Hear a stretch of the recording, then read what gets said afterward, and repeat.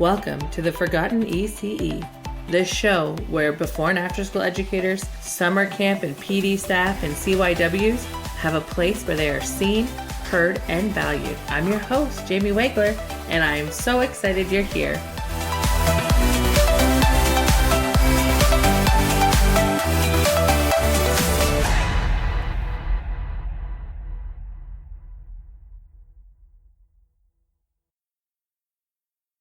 Hello and welcome to the Forgotten ECE. I'm your host, Jamie Wegler. Thanks for tuning in. Last episode, we talked about advocating for ourselves as professionals and for the program to be seen as it should be, essential and important. Well, I'm not done with the avocation train because today we're going to discuss another area that needs a little help and expertise, a little guidance, I guess I would say. Risky play. What's that? Never heard of it.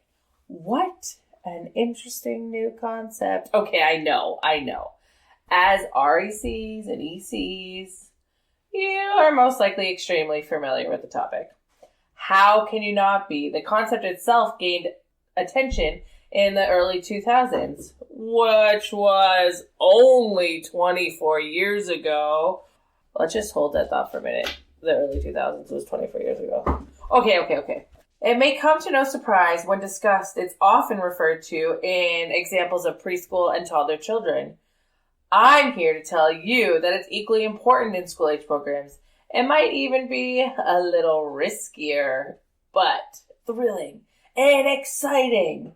More so for the kids partaking and less so for the adults watching or standing nearby, making sure no one, seriously injures themselves, but it's essential. But let's start with the big basics. What is risky play for those of you listening who might not know or who might be curious? It's defined by thrilling and exciting forms of free play that involve uncertainty of outcome. There is a possibility of physical injury, usually within risky play. But as mentioned, it is essential for child's development for their physical, mental, and social health. It's our job as educators to view children as competent, capable, and curious beings. And the only way we can do that is treat them as though they're competent and capable and curious. But how can you fully jump into that definition or fully embrace that outlook on children if you're not willing to let them take risks, take chances, get messy? But in all seriousness, it's not just about the child being comfortable in the risk. It's also about where you're comfortable and reflecting on yourself to see if your comfortableness is imposing on how competent a child could be at the risk that they're taking. And one way to counteract your comfortable levels and giving yourself some confidence in the children's capabilities is providing an area or a designated space for risky play to happen. Setting aside an area specifically designed for risky play, such as a natural playscape or adventure playground where children can climb, balance, jump, and explore freely, will give them the opportunities in a controlled environment to do this sort of play. Risky play is seen in categories, and one of the categories playing is at heights. Personally, in our summer camp program, we let our kids climb trees.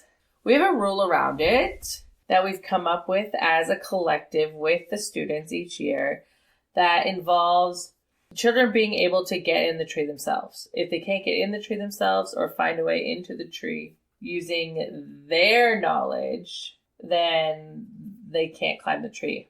That is not to say that if they pull up a ladder and get in the tree themselves that they can't do it. Nope. If that's what they come up with, then hey, have at her. But they also have to be able to use their brain, use that cognitive knowledge on how to solve a problem. Other sorts of climbing that is usually frowned upon is climbing fences, which I don't really understand because, what really could happen with climbing fences? I know, I'm not silly. I'm not dumb. I understand that fences are there for a reason And that probably encouraging children to climb over fences might give them a certain skill set that they might not want to have when they're older. But what a challenge. I've always been a person that if someone's putting a wall up in front of me, the more I want to get over that wall. And climbing a fence is a perfect physical example of that. You tell a child they can't climb a fence, the first thing they're going to want to do is climb the fence. But going back to setting up these natural areas for them to risk take, if you have climbing materials in those areas, then maybe they'd be less likely to climb the fence. Or is there a fence that you can set up that's meant for them to climb? I don't know. I don't know what the right answer is. I honestly just think that providing the safe area to do so will benefit children in the long run. Also under this category of playing at height is jumping. I have seen firsthand educators not allow children to jump out of or off of playground structures for the risk of hurting themselves when they jump down. But for the life of me, when I think about me when as a child, jumping out of those play structures was the fun part. Climbing on top of the tunnels that you climb in on the play structure, you know what I'm talking about. Those big yellow or green tunnels that you would crawl from one side of the wooden platform to the other. Trying to climb on top of there or climb on top of the railings was the best part. And it all goes back to that controlled environment. Our playgrounds are, at early childhood education centers, at childcare centers, are assessed by third-party companies in the playground safety, CSA certified. So if we have climbing materials that the ground has the good fall depth, why not let them jump off the playground? Why not let them climb on top of these tunnels? This is what play's about. What about balancing on top of the railings? Unpopular opinion. What's the worst that's going to happen? And then think about what's the chances of that worst thing happening. If a child is confident enough to stand on top of the railing, dare I say they might be capable enough to walk across the railing. I know what you're thinking. I might be losing some credibility, but children need to test these boundaries. They need to know that they are in charge of testing these boundaries and that we are going to help provide encouragement where it's needed. Okay, the next category is playing at speed. Biking, sledding, skating, sliding at high speeds. How do we foster this in our centers? Do you allow your school agers to bike? Do you have outdoor toys for them such as bikes? The last time I'm coming to a realization right now. I've worked in a few centers and none of them had adequate speed materials or toys for outdoor play. Like we have trikes for preschoolers and toddlers, but where's the bikes for the school agers? Wow. Okay, what about having a bike day? What if you let kids bring their bikes to childcare for a day? Would you let them bike around at high speeds? And what does high speeds look like? Because for one kid which might be high speed or fast, is not the same for another kid. And in our programs, in these before and after school programs, that varies greatly. JK to age 12 is a huge gap. And not every child is going to be where each other is, if that has made sense at all. But what's fast for a 12-year-old is not going to be fast for a 4-year-old and vice versa. So how can you be an advocate for this type of play? Easy. Know your stuff. Children need to develop a significant amount of biking skill and experience before attempting high speed. They have to be able to sit on a bike and ride a bike. No one who cannot ride a bike is biking fast. Let's be honest. And the kids that are, they've learned how to ride. You have to trust that they have the skills that they need. You have to see them as competent and capable in this skill set. Obviously, you're not leaving them alone. You're supervising them. You're there in case anything happens, in case you have to intervene. And obviously safety gear is a huge must-have. If this is the type of play you're allowing and that you are going to try, children should have to wear a helmet. That goes without question. Children have to wear helmets. If they have knee and elbow pads, by all means, great. And then providing a safe environment to do so.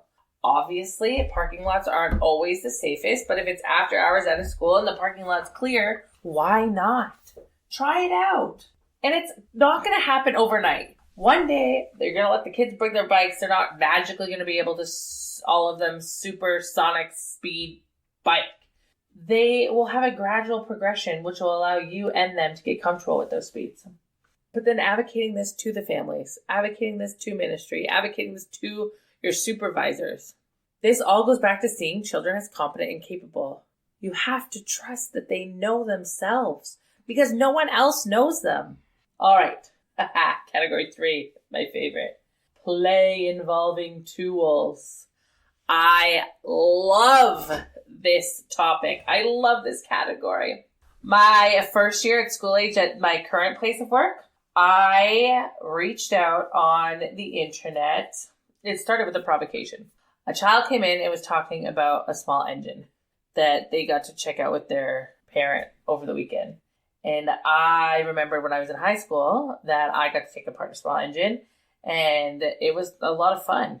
So I reached out on the good old Facebook and asked for anyone that would be willing to donate a small engine for children to take apart. We had an old sensory table that we weren't allowed to use at the time because it was COVID. So a nice farmer had made sure all the liquid and oil was out of the small engine and donated it to me.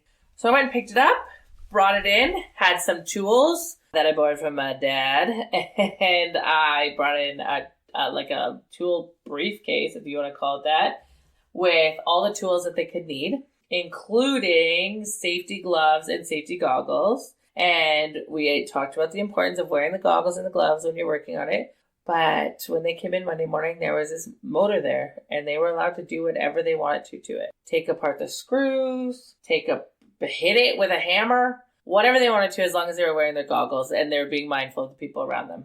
Tools should not be scary. We live in a society where you will need to know how to use a tool. And the faster you learn how to use those tools, the better for you.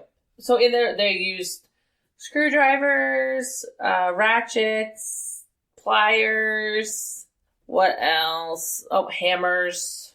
And I can't think of all the fancy names for tools, but all of the fun things.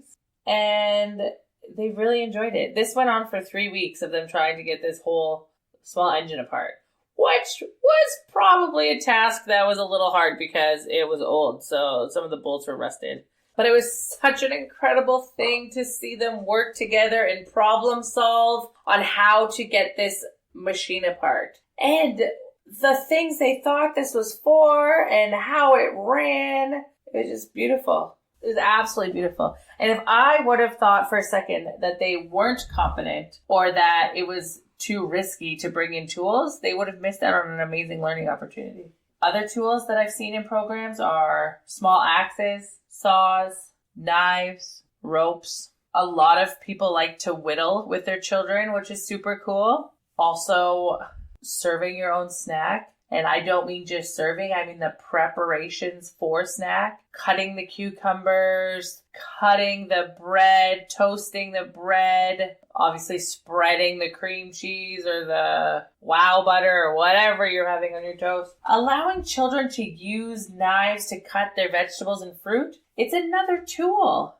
It's another way to say that they're competent and capable. Wow, I feel like I'm saying that a lot this episode, but I really hope that you're taking away that children are competent and capable, because if not, I don't know how else to say it clearer. Another great category is play involving dangerous elements such as fire and water. Some of us aren't able to because we don't have the means to get there, but playing in water, building a fire, having a fire outside. Obviously, insurance has a lot to do with these rules. But I was lucky enough to work at a center that we got to have bonfires with the children. And I don't mean, like, I shouldn't say bonfires. I should say campfires. We used to have campfires with the kids, and we cook meals on top of the campfires. And it was so amazing. And children learn fire safety. They learned, okay, if we're having a fire, there has to be a bucket of water here. Okay, we're allowed to sit on the logs, but we're not allowed to get too close to the fire. Because we taught them. You talk it out. Children are so smart. They understand, oh, that's a fire. I'm going to get burnt if I fall in it or if I run near it. But not allowing them to have these opportunities of learning, you're robbing them of the graciousness of learning. You're robbing them of these beautiful moments. Another topic, another category of risky play is playing with the risk of disappearing or getting lost. Now, this is tricky at childcare, I must say, because obviously it's a serious occurrence if a child gets lost. But exploring spaces or play spaces, or fields with children, obviously not a cornfield, but where they're allowed to explore the area, provided with bushes and places where they can hide or play hide and seek with each other with limited supervision. Wow, what an opportunity that would be. Growing up, we used to play hide and seek in the dark. I didn't grow up on a farm, but I lived in the country. And we had an okay-sized property. And we'd play with the neighbors and our cousins. And when it was dark outside, we'd get to play hide and seek outside in the dark. And it was so much fun. Those are some of the best memories I had. And obviously we climbed trees to get away from each other, and it was so cool. Those memories are memories that we will never be able to reproduce if I don't believe my kids are competent and capable to handle that as they get older. If I don't think the children at childcare are able to play in the dark. It's okay to have a light on, and when it gets dark in the evening before pickup, because we know in the winter, in the late fall, it gets dark, it's okay to stay outside. Or we put glow sticks on and play hide and seek in the gym in the dark. This kind of play is thrilling for the children. Other types of risky play that I wanted to touch on today were climbing up the slide. Why not? What is wrong with climbing up a slide? I was tutoring ECE in college here in Ontario last year, and for one of their courses, they had to assess a video. And in the video, it was a child crawling up a slide. And they were asked to mark it wrong, that was unacceptable and too risky. What? If you work together to set out ground rules, then I would have to disagree. I don't think it's too risky. If someone's crawling up the slide, you don't go down. If someone's going down the slide, you don't crawl up it. It goes back to basic turn taking. There's no reason it should be banned. It's like laying on your belly and going head first down the slide. What is the issue? I don't know. Maybe I'm naive. I know I'm optimistic, but these challenges seem almost silly to be fighting if you're actually viewing the child as smart. If you're viewing the child as someone who has a brain, as someone, again, as competent and capable. Because there's no reason these things can't be done to an extent. The last area of risk-taking I wanted to talk about, which does not provide a source of physical injury, or a risk of physical injury, is social risks.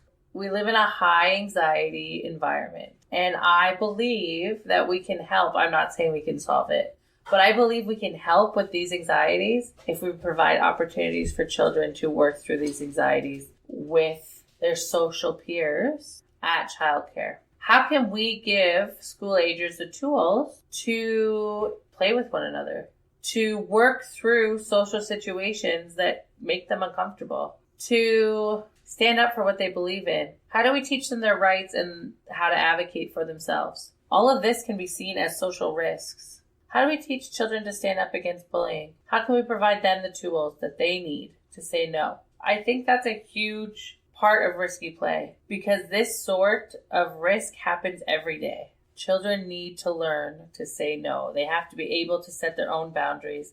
They have to be able to give consent, and they have to be able to deny consent. I think that risky play is important. And to reiterate, I think that there's a lot that we can do as before and after school educators to foster this sort of play in our programs, and that it's essential, that it is a must. However you take this away, you might not agree with me, and that is totally okay. But children are so much smarter and so much more competent and so much more capable than we give them credit for. And the only way that they are going to learn to set these boundaries and test their limits is by being provided opportunities to do so. I would love to hear from you and your ideas of how to incorporate risky play into before and after school education, and your ideas on how to encourage risky play from educators who might not be as open to it. And also your ideas if you think I'm a quack. That's cool too. Everyone has their own opinion. I want to thank you for listening. And before I go, I thought it would be fun to do another question time. This is the part of the podcast that I answer your questions. So someone asked me about rough and tumble play in school age, and if I let the school agers partake in such a interesting play form. My answer is honestly depends on the situation. But to break it down for you, rough and tumble play refers to physical play activities characterized by wrestling, chasing, or any other forms of energetic but non-aggressive physical contact. I believe wholeheartedly that it is natural and healthy for children to explore their physical abilities and develop social skills through these establishment of boundaries. That not only can it promote coordination and cooperation, but it also helps children learn about empathy, negotiation, and conflict resolution. But it needs to be supervised, and there needs to be consent from both parties. And there needs to be I want to say a safe word that children say when they're done. Like, it could be stop. When I say stop, I mean stop. I'm done playing. I don't like this anymore. Now, I don't let the children beat each other up. Not at all. I don't think that would go over very well. I mean, I could probably advocate for it though, but it's not about the aggression. It's about play and learning boundaries. And if you take anything away from this episode, I want it to be that children are competent and capable, and the only way they can be competent and capable is if they are learning to set their own boundaries and they have opportunities provided to them to test their limits. And rough and tumble play is a perfect example of that. As always, thank you so much for joining me. Reach out for questions, comments. I appreciate all the shout outs and love that I'm getting, and I also appreciate any constructive criticism. So thank you so much. Have an amazing week, 2 weeks until our next episode. And I look forward to seeing you then. Thank you.